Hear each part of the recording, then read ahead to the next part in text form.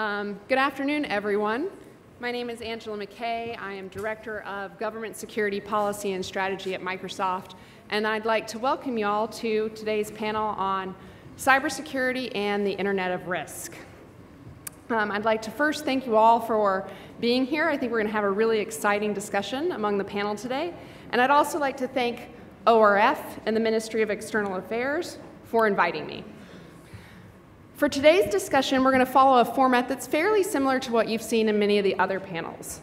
I'll provide a very few introductory remarks to set context, and then quickly hand it over to the panelists for brief opening remarks. After that, I will guide them through some moderated Q&A, and then leave about 15 minutes, hopefully, depending on the timing, because I think we're going to work on the timing a little bit, for Q&A from the audience. Now for context for the discussion. The economic, social, and cultural benefits of cyberspace to citizens, businesses, and governments are considerable and far-reaching.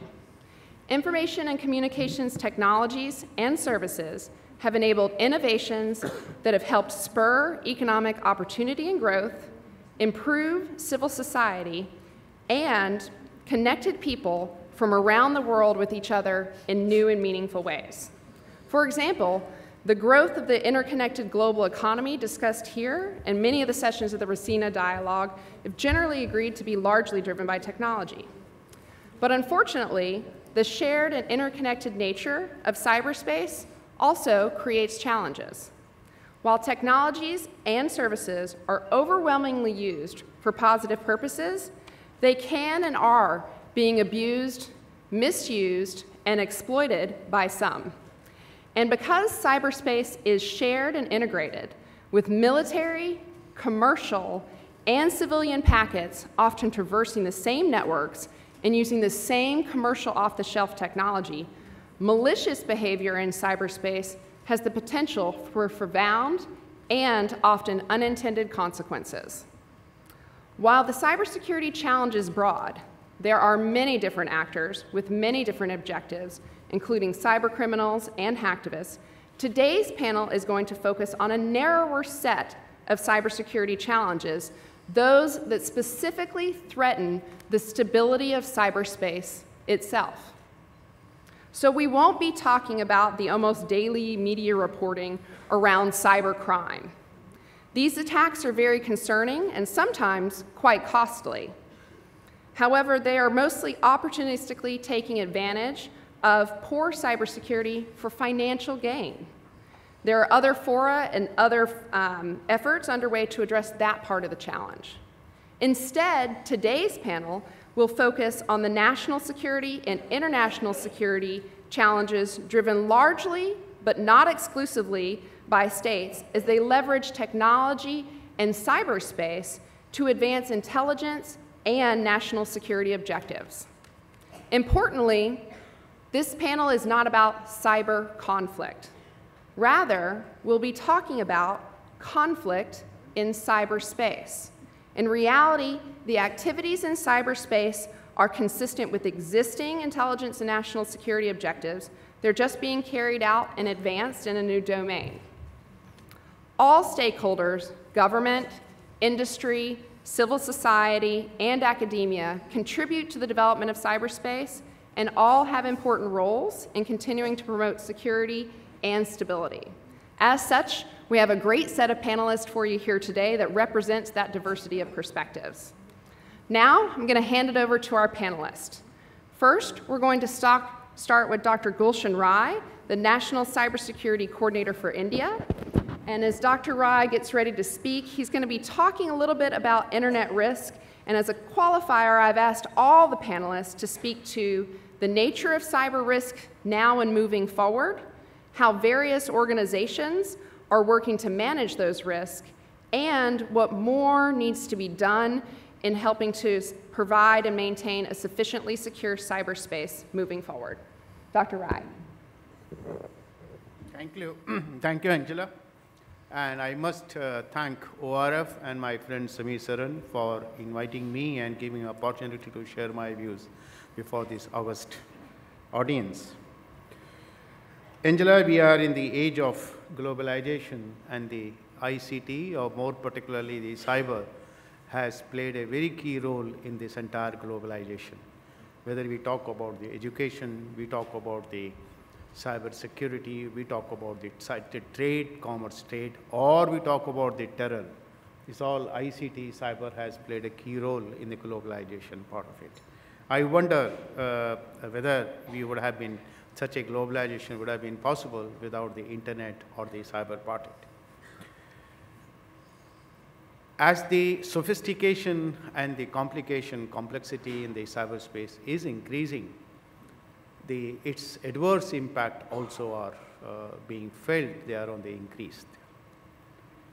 Over a period of time, I spent my age moving along with the sector, so I can really I have witnessed that how the changes have come up, both in terms of technology innovations as well as the adverse impact of this technology. We have moved from simple computer system to the cloud computing and the Internet of Things, which we have moved. But at the same time, when we talk about adverse, yes, we have moved from the intrusive kind of attacks, which we have seen, virus, Trojan, that kind of things. Today, we have more or less entering into different age. Intrusive we have crossed, we have seen the disruptive impact of the cyber technology and the internet, and now we are moving to the destructive kind of we are seeing the disruptive age as we move on, and this disruptive things will get will be more and more we see as we move further, 2018 and 2019 and 2020. Now in this scenario, there are many challenges before us there. Many challenges before us. There are some factors which are emerging very clearly. This is that the data is getting omnipresent. Everywhere data is there. The owners of the data don't know where the data lies there. Data is omnipresent. There is a death of password. Today we are all talking about the biometric kind of things for the access of the technologies. We have user identity access is becoming a different kind of a issue there. Everyone accesses because user identity. The multiple technologies are coming up and the malwares are increasing, and we have seen the various cases which we have seen today or in the past, which is threatening the innovative use of the cyberspace, and that's what we need to look at it. I think I am being one of the odd man out over here. All my friends are the global policy leaders, so I am a technologist, so I see from the technology point of view, I find that there will be some important trends which I can see emerging the things. Everyone has adopted the multi-stakeholder. India too has adopted the multi-stakeholder, but I see the government role will expand. The multi-stakeholder making policies, the government's role will expand to implement the policies there. The cyber offense by the non-state actor and the state actor, there will be a far more, the impact will be seen, both non-state and state actor will be seen on the common citizen. That's another trend which is coming up because of the innovation in technology. Attackers are evolving themselves, adopting much faster than in technologists or the government or any other company. The complexity of the cyber attacks are on rise and will be on rise. Threat would change rapidly and broad in scope. 1/3 of the internet traffic is moving toward the so-called SSH, and this share will increase in another couple of years. The threat detection would require collection and deeper analysis of data. That's what the trend. The life safety and cyber security will get intersect in product. It will get embedded in the product. The rise of cyber litigation, that's the important part we are seeing, and this is very common. The realistic cost of cyber security is now being understood slightly better than what we have seen last year or before that. The awareness is increasing, and that will increase because everyone is going on. The cyber security expectation will increase across enterprises, government, and organizations. The trust and integrity will be targeted all along as we move on. So we have reaped the benefit of internet. We will continue to reap the benefit of internet. There is no way other than the technology, but then the risks are also increasing, and that's where this is a challenge we need to really put together and address the issues which we face. Thank you. Thank you, Dr. Rai. And you have previewed a few of the different concepts we'll follow up in some of the moderated Q&A, in particular this idea of attacks that affect the availability of a system or destructive attacks and how that has changed the ecosystem in the last several months. So now I'm going to hand it over to Uri Rosenthal, Special Envoy for Cyberspace, Ministry of Foreign Affairs from the Netherlands, and Foreign Former Minister, who will provide some perspective on why maintaining a stable, open, free, and secure cyberspace is of strategic importance not only to the Netherlands, but to our globally interconnected society. Thank you, Dr. Rosenthal. Thank you, Angela, and thank you, ORF, and also the Indian government for inviting me here. Let me say first and foremost, as a preliminary remark, that we in the Netherlands are highly dependent on ICT and the internet. We are considered to be the digital gateway to Europe, having the fastest and cheapest broadband and mobile service. We have the biggest internet exchange in Amsterdam, highest internet penetration rate, and the most e-commerce.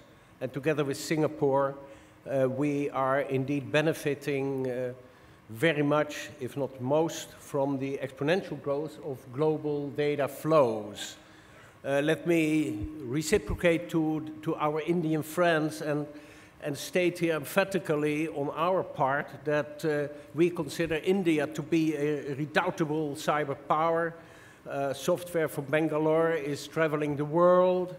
You are extremely good in converting high-tech into medium-tech equipments in ICT and internet towards remote areas. You have a formidable manpower, so you can match up on all of these matters. Now, the Netherlands, of course, is reaping a lot of benefits from digitization.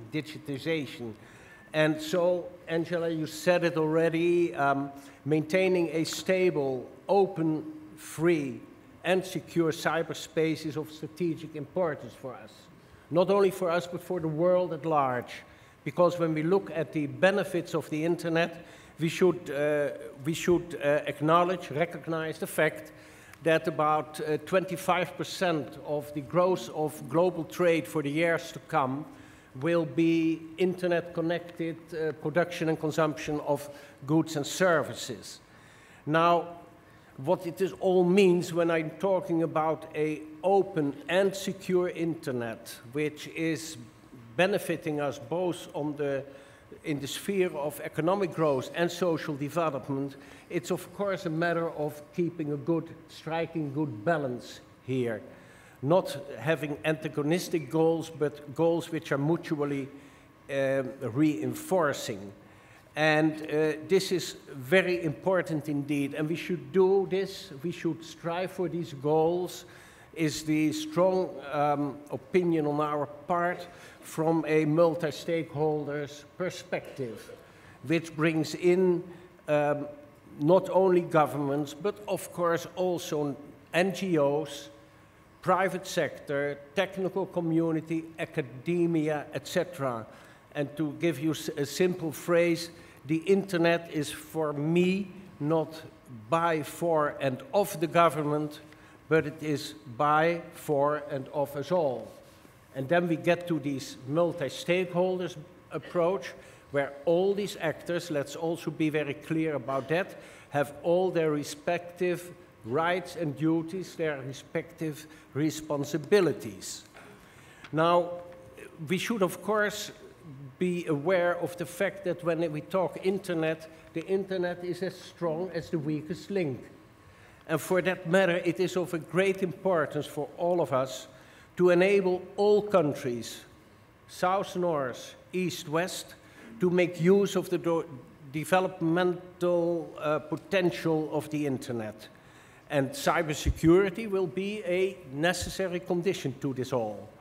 And for that matter, the Netherlands, together with many other partners, has launched the Global Forum on Cyber Expertise, which is sharing knowledge and providing training and best practices to its growing base of about 50 countries and other partners, including private corporations, varying from Microsoft, Angela, through, for instance, Symantec and the Spanish Telefónica to Huawei Technology.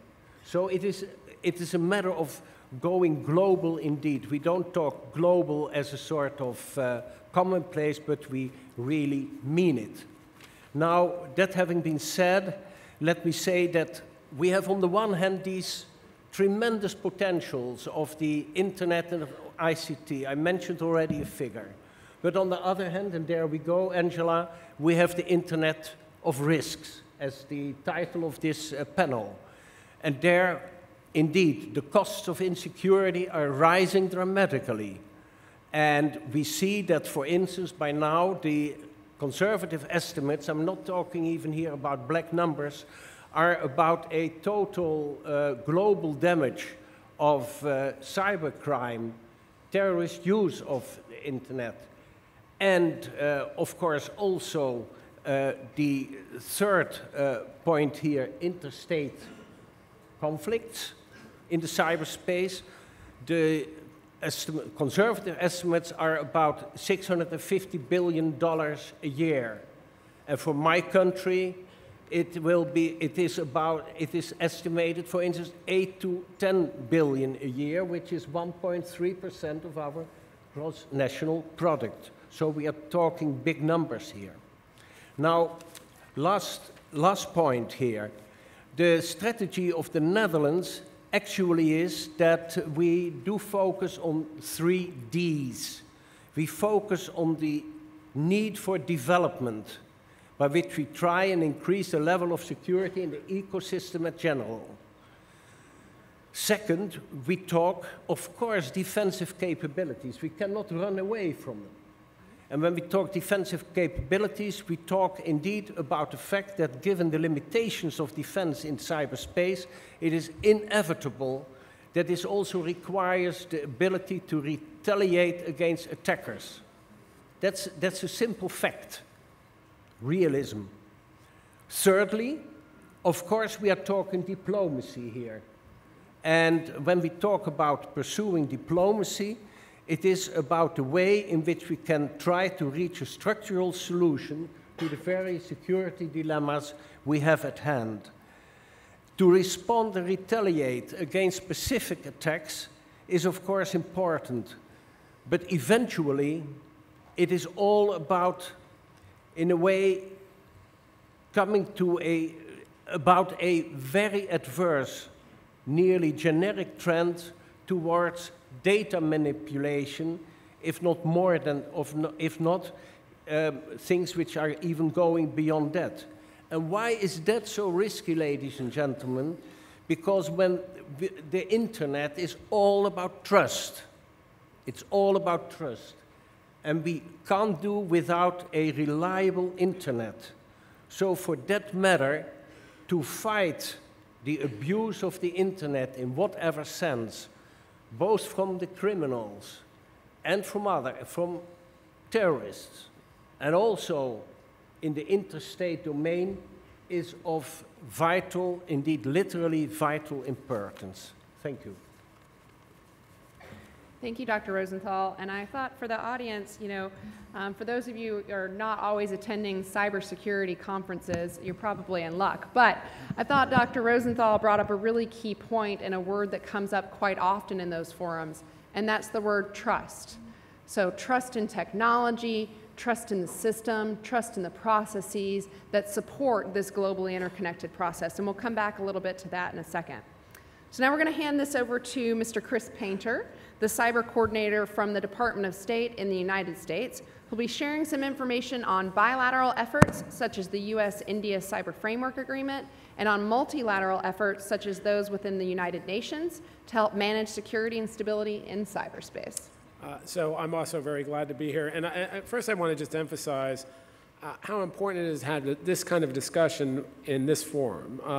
This forum obviously is about all kinds of security issues. And too often we have the cyber people meeting with the cyber people and discussing it among ourselves. And it's much more than a cyber issue.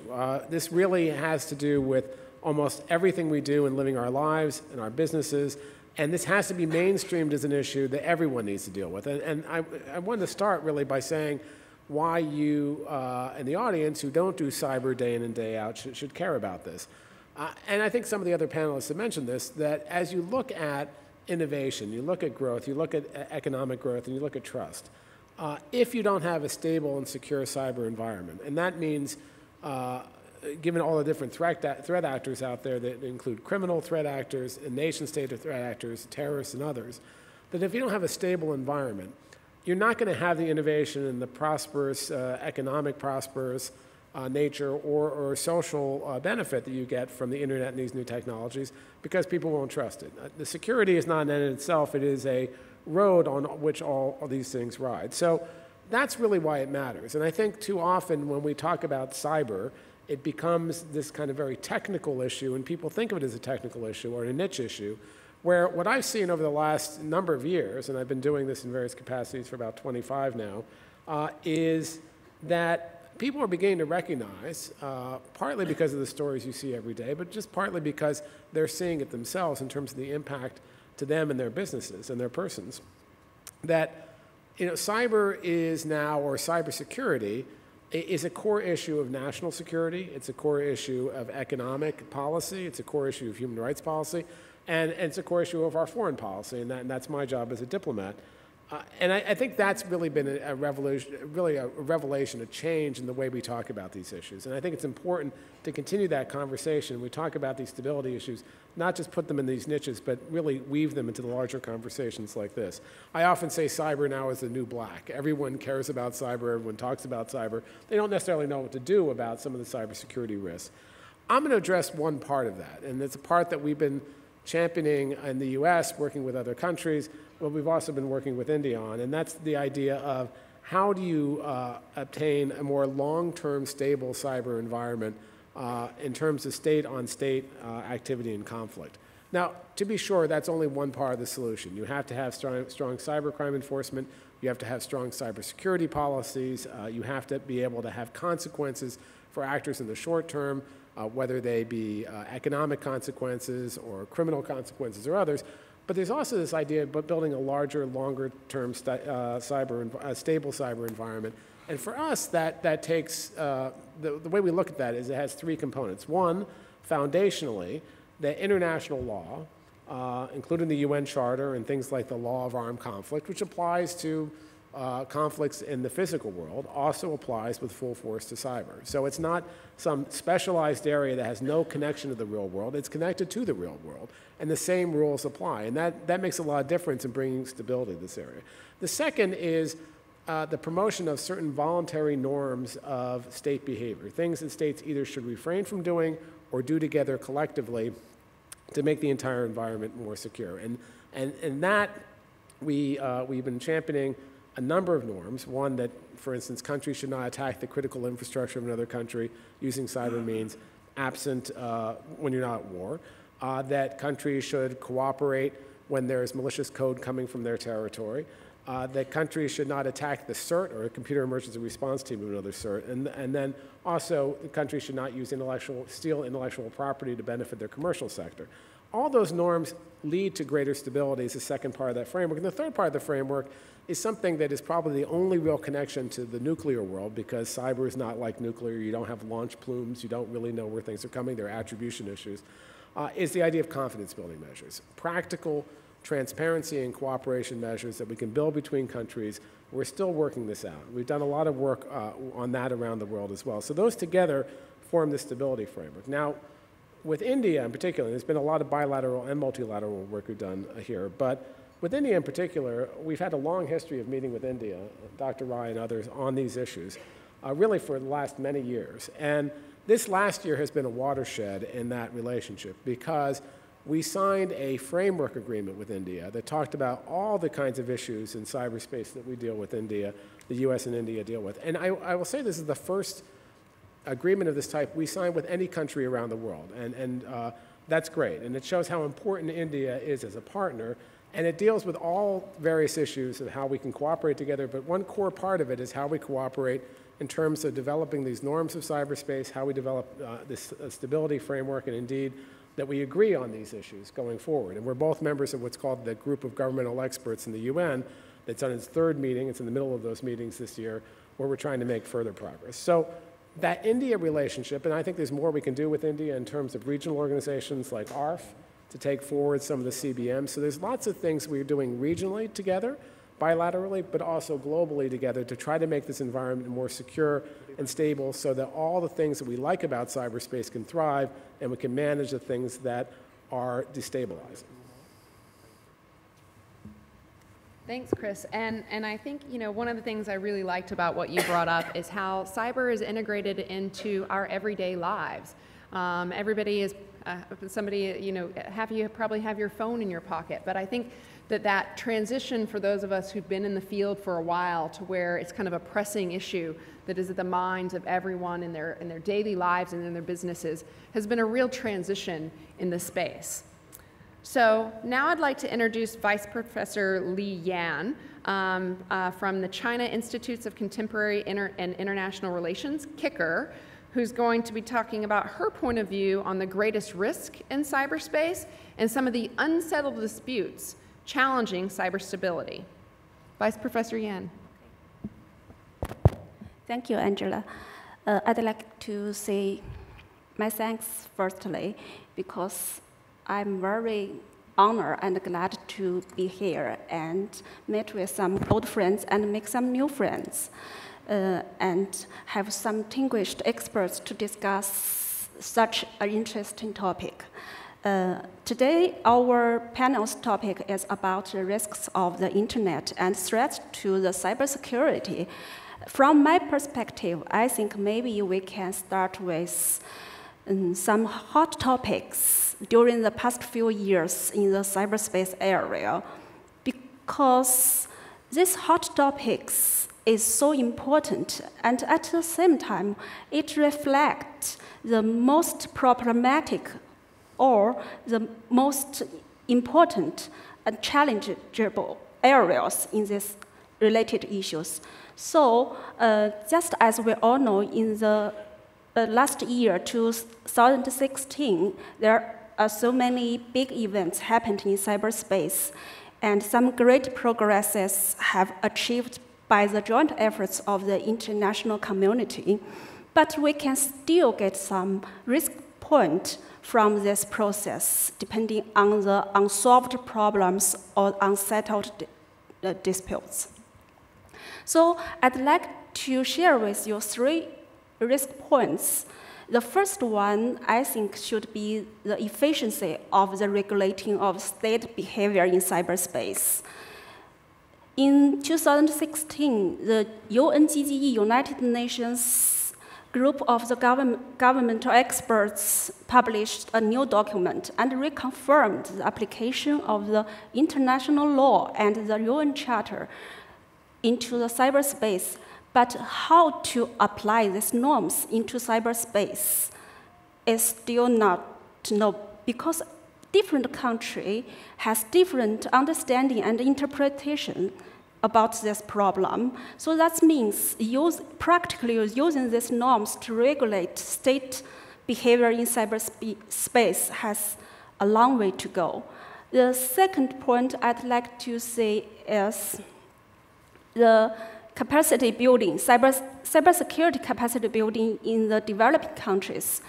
According to the outcome document published by the WASIS Plus 10 high-level conference, comparing to the scale and the speed of the getting access to the internet in developing countries, the capability of keeping cybersecurity is relatively lag behind a lot. So more and more experts worried about, according to the so-called basket principle, maybe this problem will become the shortest board of the entire cybersecurity system. And the third point I'd like to mention about is the new mechanism of the internet governance system. On the 1st October, we all know, in 2016, the IANA transition and the ICANN's globalization process has accomplished. And a so-called global multilateral community took the responsibility to oversight the ICANN's work instead of the US government. I think maybe some of you are not familiar with the ICANN. ICANN is an international corporation of the assigned numbers and names. It's one of the most important international internet governance institutions in the world, who is in charge of the critical internet resources allocation in the cyberspace. So the whole system is new, and we have no precious experience we can learn from. So just as we say in Chinese, it's a kind of process of crossing the stream by feeling the way. So I think maybe we need more time to find out how it works and to testify its works. So I hope everything goes well, because if it doesn't work, it will affect the stability and resilience of the internet. So that's my whole point. Thank you. Thank you, Vice Professor Yan. And I think, there are 2 points that I thought were particularly relevant, which is, there are a lot of folks who have talked about the application of the law of armed conflict in cyberspace, and that agreement was very significant. But Vice Professor Yan has brought up a very continuing challenges in this environment, which is, how does that apply in cyberspace? What does that mean? And this community continues to talk about that challenge right now. And then also the point on internet governance and how the management and governing of the system that underpins the internet will affect stability is quite important. So we're going to close out the opening remarks with Ms. Patricia Lewis, Research Director for International Security at the Chatham House in the UK, who will be discussing cyber vulnerabilities in critical infrastructure and how to approach these challenges internationally. Over to you.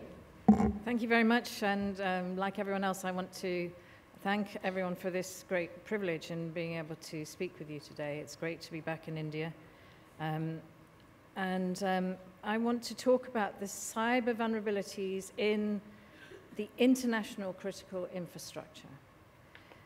So I'm going to start with trying to work out what the international critical infrastructure is.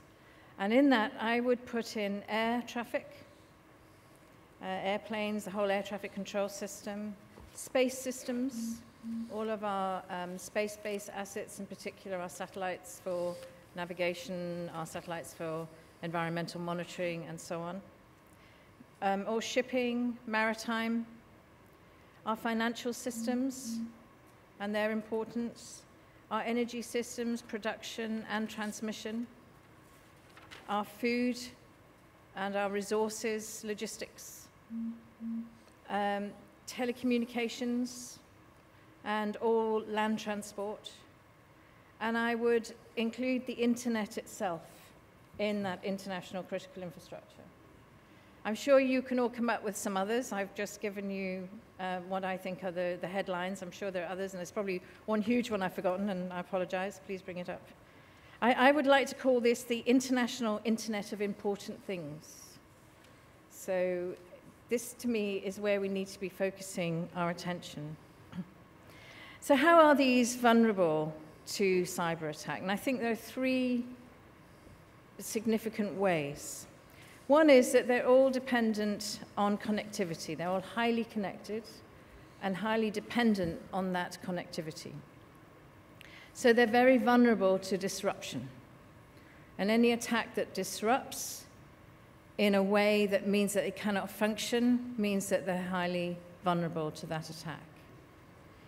Secondly, they are, for the most part, highly dependent on industrial control systems to function, the machinery that is used to make all of those things function. And those industrial control systems are dependent on digital instructions. And so any malicious takeover, any interference with those instructions would disrupt, but also could be harnessed and take over the functioning of those systems. And then thirdly, they're all dependent, as are all our electronics now, on position, navigation, and timing data that comes from our global navigational system. The one that most people know is GPS, but there are many others, and India's developing its own, and has, in fact has developed its own. It's all up there now. Well done. Brilliant. Europe has Galileo, of course. Russia, China, Japan have all developed their own regional systems. Now, this data is extremely vulnerable to spoofing, the manipulation of the data to adjust it, to change it, so that when you send a signal that contains position, navigation, and timing data, any manipulation of it could send false data. So all of these are dependent on the integrity of that data. I want to give you some examples of these. So if we look at financial transactions, they are so dependent on the timing signals, the digital financial transactions. Any disruption or any tampering with those timing signals, if it were done in a very clever way, could result in the theft of enormous amounts of money. It may have already happened. We may not be talking about it in the public domain, but these things may have already happened. All air traffic control, and you'll be pleased to know that the airline industry has been very much at the forefront about thinking about cybersecurity. They're one of the industries that have taken it on, but that doesn't mean that they're invulnerable. So all air traffic depends on position, navigation, and timing data. It all depends on knowing where the aircraft is going, and it requires that navigational data to be able to function safely. So any interference with that is, again, a major problem. And then if we look also at the harnessing of industrial control systems, one of the things that we've been looking at is in the energy sector, looking at nuclear power plants, and how they depend on the integrity of those industrial control systems and the data of the integrity of that data to function safely and securely. And if malicious instructions are sent to industrial control systems, then you could get nuclear theft, you could have disruption of machinery, this could disrupt the baseload of the energy production, which could be a major financial concern and industrial concern for the countries involved. And it could even result in the leakage of radioactive materials to even a full meltdown. We know already of one nuclear attack, an attack on nuclear machinery to the centrifuges in Iran, and that was made public. That wouldn't have been a dangerous event, but it nonetheless was highly disruptive to Iran's program. So we know these things are going on. I could give you many examples of those where we know about them. So we were asked what to do. What should we do? Well, it seems to us that you can't legislate for everything in this field. For one thing, it's a fast-moving field, and legislation will be often behind. The other thing, of course, is that industry finds legislation very difficult because it tends to be, ties them down, and they can't innovate so well. And you don't want to kill off innovation. You want to encourage innovation. So we think that the whole way to approach this is through a culture of cybersecurity. Just as we have a culture of hygiene that we've all learned to clean ourselves, to wash our hands, to deal with our wastes, etc., in our societies, we need to do the same thing in cyberspace. We need to share events when they happen.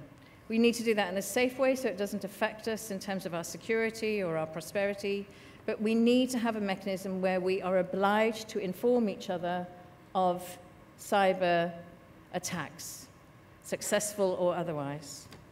And that is a culture that is improving, but it's still a long way to go. We need to find a way of making sure that in the supply chain for all things digital, there is cybersecurity, so that everyone buys a certain standard. Because if the costs of cybersecurity are too high, then smaller startup companies, SMEs, they will not be able to afford it. The larger companies can, and then you increase, of course, the disparity between them. And we want to decrease that. And we want to ensure that we have what we call security by design. Let's design it in from the beginning so that we're not always running behind to patch things up afterwards. And I think the other thing we need to do now is really get hold of what we would call the metrics of all of this. What are the real costs? And costs are not just financial, but what are they all the way around? And where is it best to put our resources? And that leads me to my final state, is that we need to really think about what's important, what's at stake, what's the most important thing that we need to protect and what's at stake, and how do we build in resilience on the grounds that however well we do cybersecurity, it will never be 100% perfect. So we're developing what we call risks and resilience frameworks for these things, where we look at the whole range of risks and we try to see where we can build in resilience so that what's important is the most protected. Thank you. Thank you, Ms. Lewis. And a couple of I thought that your introductory remarks on the International Internet of Everything, or things, really brought to reality some of the types of concerns that cybersecurity specialists worry about. And I appreciated the focus on resilience, because I think that one of the things that we recognize is that incidents are going to happen, but ultimately we're looking for systems that can sustain and continue to operate under degraded conditions. So I'm going to go for a fairly quick round of questions across the panelists here, and then after that, queue up time for questions from the audience. But I think I would like to start with a question to Dr. Rai. So a lot of the discussion in talking about cyber conflict to date has focused on technical cyber threats. So malicious software that targets computer systems and or data. But, you know, we're hearing more and more in reporting about information operations, those that target people and their perceptions with information and misinformation. How should we be thinking about the challenges regarding information operations versus those that are more traditional cyber conflict? Angela, it's a very, very difficult question which you have asked me. I don't think it's an easy answer, as you told me also there. But as I said in my opening remarks, the cyber conflict will increase because this is a virtual technology. Attribution of evidence is going to be a big challenge in this era. More we try to share the information, more things, different things comes to the mind and different things happens there. I think the complexity of the malwares, as you said rightly, is increasing. The penetration is increasing, education awareness is increasing. So the overall, I find that the adverse impact, as I said in my opening remarks, is going to increase that. And in that manner, I do agree with Dr. Patricia that we need to have far more transparent in terms of sharing the information in genuine manner there. And I'm sure the cyber norms which are being evolved right now in the UNGGE there, this should be discussed and some solution should be find out in terms of sharing the information transparently. The sharing the information transparently, we must look at how our mutual legal assistance treaty should function there. Because the incident happened, they just vanish away the incident. Information need to be available in real-time basis there. I think that we need to find a solution, but it's a very, very challenging task. And I'm sure as we move on, we will be able to find a solution. But as I feel today, this area is far more complex and far more challenging than the nuclear area. And we need to look at accordingly. Thank you. Thank you, Dr. Rai. And I think most of the panel, myself included, would agree, very complex issue space. So now I'd like to direct something over to Dr. Professor Yan. The Raisina Dialogue has a theme of multipolarity with multilateralism. And yet, as we've heard, the technology that underpins cyberspace is primarily created, operated, and secured by the private sector. How should we be thinking about multi-stakeholderism in managing cyber risk? You know, that word was brought up in at least 3 of the panelists' introductions. I think Chris said it, Dr. Rosenthal said it, and Dr. Rai. But why has that not come up in any of the other sessions? How and why does it apply uniquely in cyberspace? Okay, thank you. I will give you my quick response. Actually, according to the characteristics of the internet and how it works, no one actor can handle all the cyber-related issues by its own. So I think it's naturally lead for all stakeholders to take part into solve cyber-related problems. I think there is no need to explain why the importance of the public and private sectors partnership.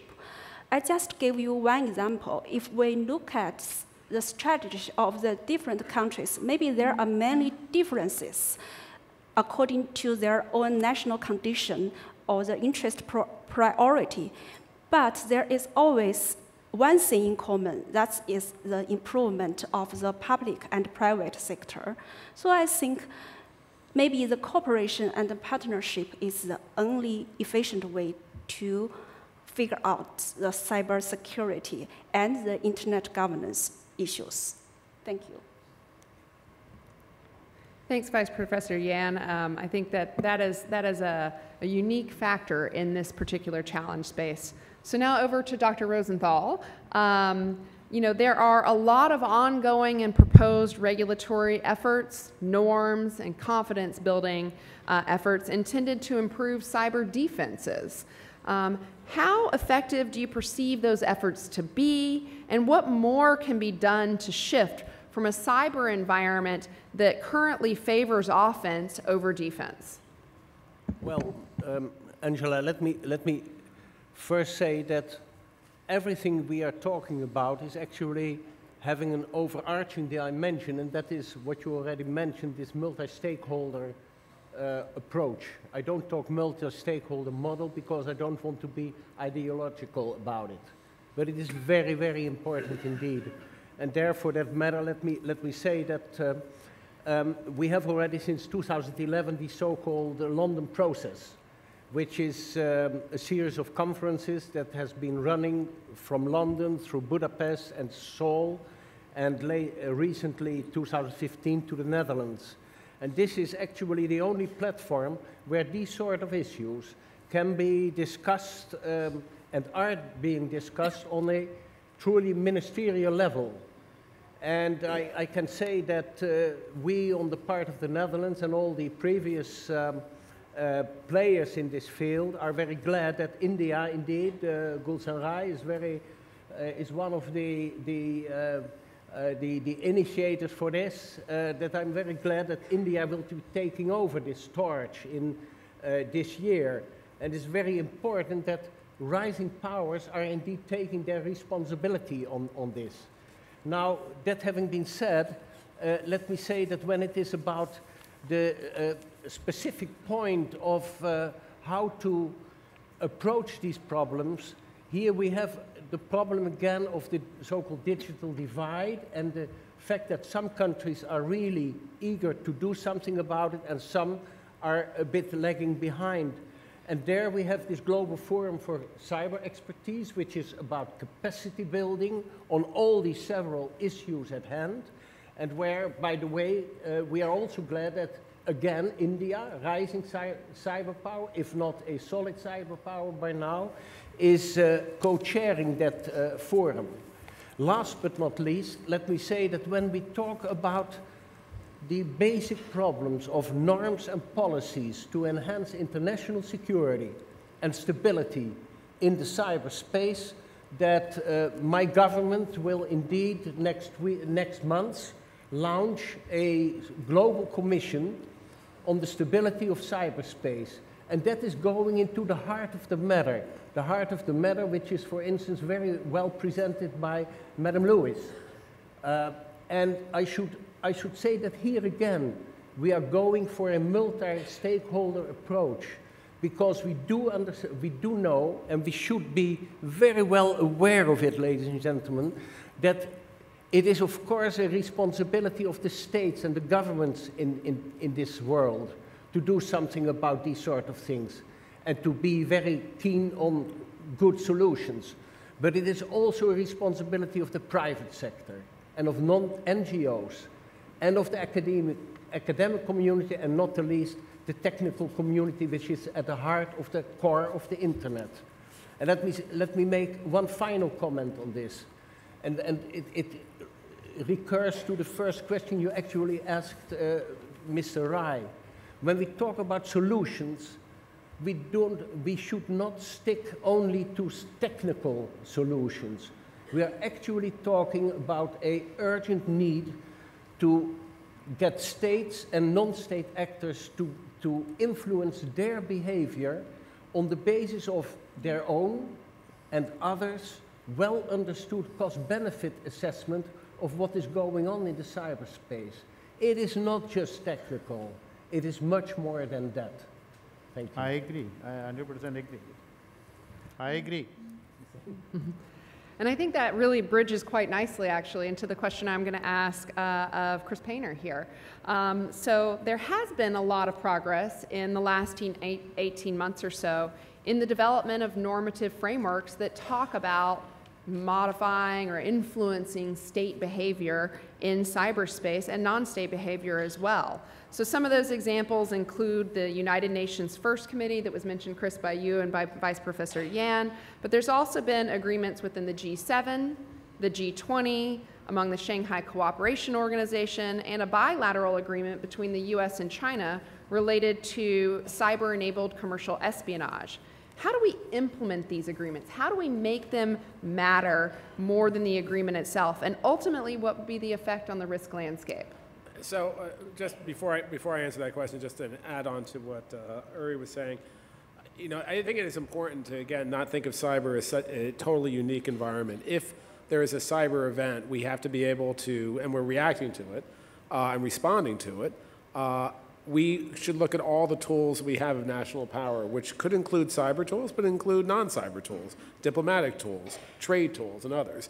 And I think that again, is a maturing of the subject area. So as you're trying to deter conduct, you're looking at all those tools that you have. In terms of the stability framework and building that out, you know, I'm a recovering lawyer. I'm a former prosecutor, and so I'm not a very patient diplomat. Diplomats are supposed to be patient and wait 10 and 20 years for things to happen. But I think in this area, we've had a lot of progress, tremendous amounts of progress, in just a really short time in moving the stability framework forward. Angela mentioned the G20, getting affirmation there, this small group of, in the GG, which includes Russia, China, India, the US, the UK, France, and others. But I think one of the things we need to do is we need to make this more universal. In other words, we need to get more countries to embrace the stability framework, embrace these voluntary norms, and that international law applies.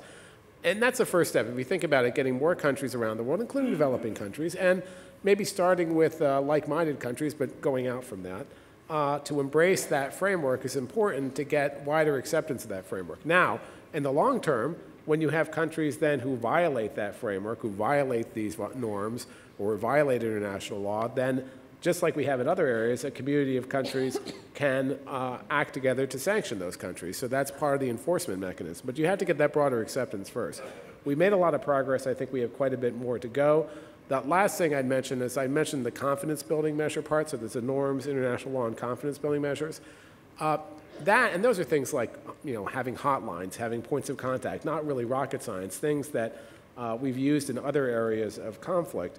And we've made a lot of progress there in regional forums like the Organization for Security and Cooperation in Europe. One area I think where India and the US can continue to work together is to look at regional forums like ARF to try to build out better acceptance of some of these concepts and really work both regionally and internationally and with close partners to build up that framework more and get more acceptance. Thanks, Chris. And I think that kind of idea of it's going to occur in a lot of different places makes a lot of sense. So this is my final question to the panelists. I'd ask those in the audience who have a question to please queue up at the microphones now. I'm probably going to take 4 as a single round, 2 as a single round. As I'm getting a signal over from the right. But final question to our panel, which is over to Ms. Patricia Lewis or Dr. Lewis. So tied to the theme of this panel, what is going to be the new normal related to cyberspace and cybersecurity? How are the rapid technological innovations, such as the Internet of Things and artificial intelligence, and the increases in states' offensive capabilities? At least 37 states have stated offensive or intent for offensive capabilities. How's that going to affect the environment moving forward? I don't have a crystal ball, but what I think we can be sure of is change, and that is probably, along with death, the only certainty in life. But it's rapid change, and I think we've been coping with rapid change for quite a lot. Human beings tend to adapt to technology. We create technology to suit our needs when we can, and we tend to adapt to it quite quickly. Who would imagine we'd all be going around with these kind of little screen things glued permanently to our hands some 20 years ago? I think what we're likely to see as well is quite big changes in the cat and mouse game of cyber attack and cybersecurity. We've seen a development in the relationship between privacy and security, where the privacy community and human rights community understand now that cybersecurity is there to protect them. But that's not true in every country. So one of the things I think we need to do with the norms is really move forward on understanding what a crime in cyberspace is and how we protect our citizens from that, as opposed to use our cyber laws to maybe put our citizens in jail for just using cyberspace. So that's one thing I think we need to develop. In terms of the way in which the technology is moving, we're going to see a massive change when we move into quantum computing. And that is something that we haven't talked about here. I heard the talk of use of quantum technologies in energy yesterday, which I was very pleased to hear. But quantum computing changes everything. And I'll just leave that open for the floor. Okay, so I think I get to take 2 questions from the audience. Sorry, I think we're running a little short just because of the overall timing of the conference. But I saw this gentleman standing basically from at least midway through the presentation. So if you could go with your question first, sir. I'm Anurag Singh from University of Delhi.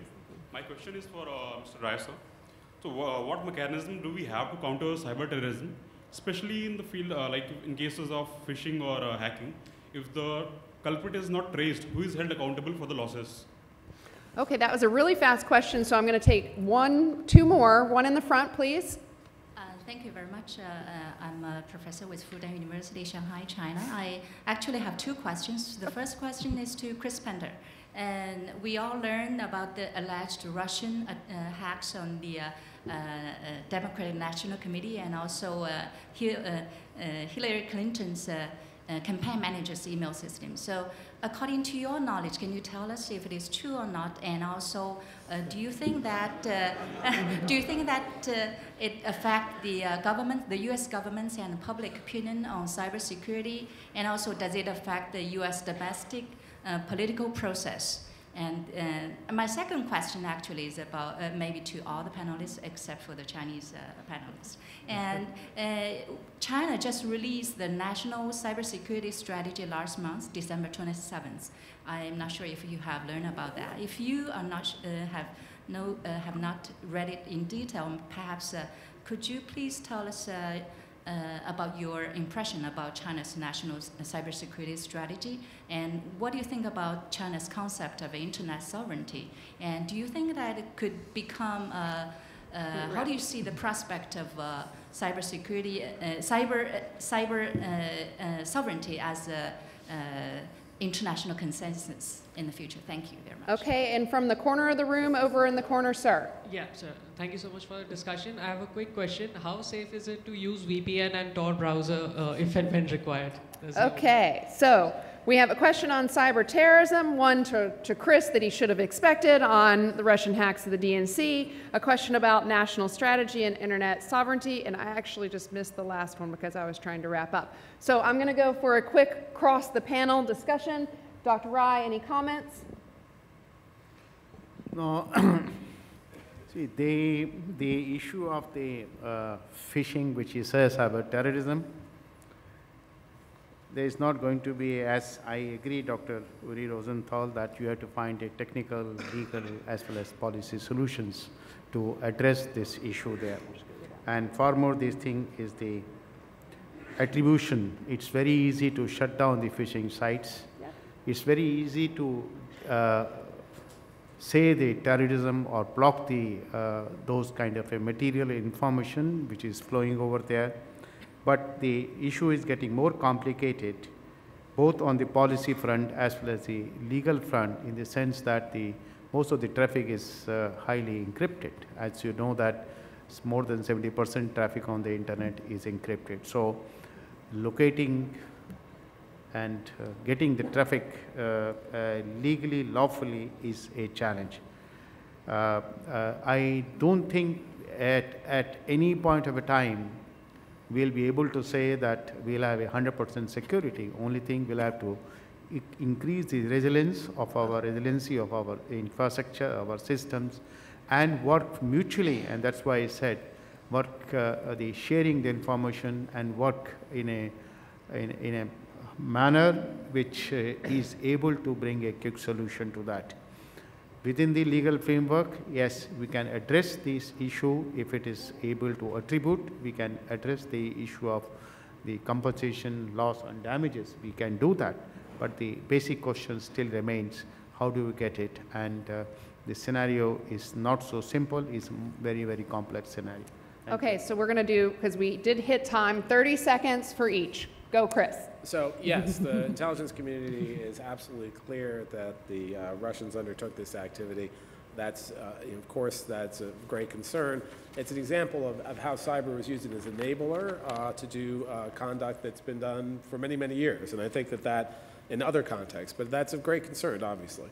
And on the issue of the idea of sovereignty in cyberspace, let me just say that sovereignty obviously has a place in cyberspace. The actual servers are located in physical space. They're not actually in a cloud somewhere. They're actually in countries. They're in territories. However, sovereignty has its limits. I think some countries believe that there's absolute sovereignty. You can control everything within your space. But sovereignty comes up against limits like the International Declaration of Human Rights, which has trans-border quality. So you can't limit everything. You can't have complete sovereignty in cyberspace. There's a hybrid. Dr. Lewis. Yeah, I was going to talk about the sovereignty issue as well, so I would agree what Chris says. I think the other thing is that the way the internet is structured, it being a network of networks and the way it was built up, the internet can cope without China, but China can't cope without the internet. And so I think that there's a real problem for any country that tries to break itself off from the internet. For one thing, it can't be done properly. Everyone will find a way out of it, and we all know that. And then what you're doing is you're making ordinary citizens just trying to do their job criminals, which isn't a good idea ever. And so the way in which sovereignty works, it seems to me, is by having good laws, harmonizing those laws as much as you can, having agreements such as the US-China agreement, setting up regional capacity building where you've got expertise that you can help your neighbors and everyone develop, and not trying to control the internet. That is like when King Canute went out to the sea to demonstrate to his courtiers that he couldn't control the waves. It's doomed to failure. Okay, Vice Professor Yan. Actually, I'd like to take the chance to make further explanation about our strategy. Although my colleague from China said I should stay out of this question, but actually during my participation of this event, a lot of foreign friends asked me the same question. We already have heard a complaint about the strategy is too general, so I want make some explanation. According to our Chinese legal system, it's just a basic law. It's a kind of legal framework. Some sets of the measures and the legislation should be produced by different departments and administration who in charge of the related issues. So I just like to say, if you want to argue about the strategy, you should keep more patience and wait a longer time and see these measures. Thank you. I'm sure you can follow up afterward because that strategy would require more explanation, I think. I think closing out with Dr. Rosenthal, closing comments.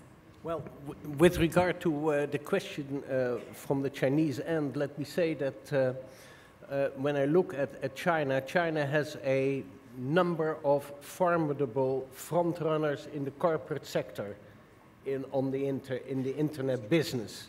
And for that very matter, I think that they can't do away with the notion which we are trying to hammer home, which is that you need an open as well as secure internet. But it should also be open. If you don't keep it open, you are losing actually your possibilities to play an active role on the global level.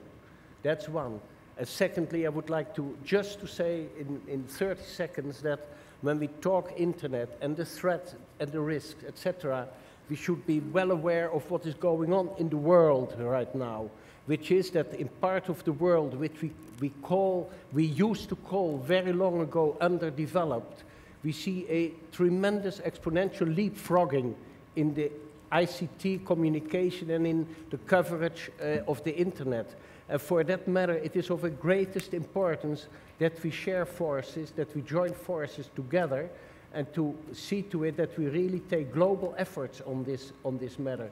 So for that matter, again, going global and understanding that the weakest link can indeed ruin what we are all doing, you know, is of the greatest importance possible. Thank you. Well, what a great...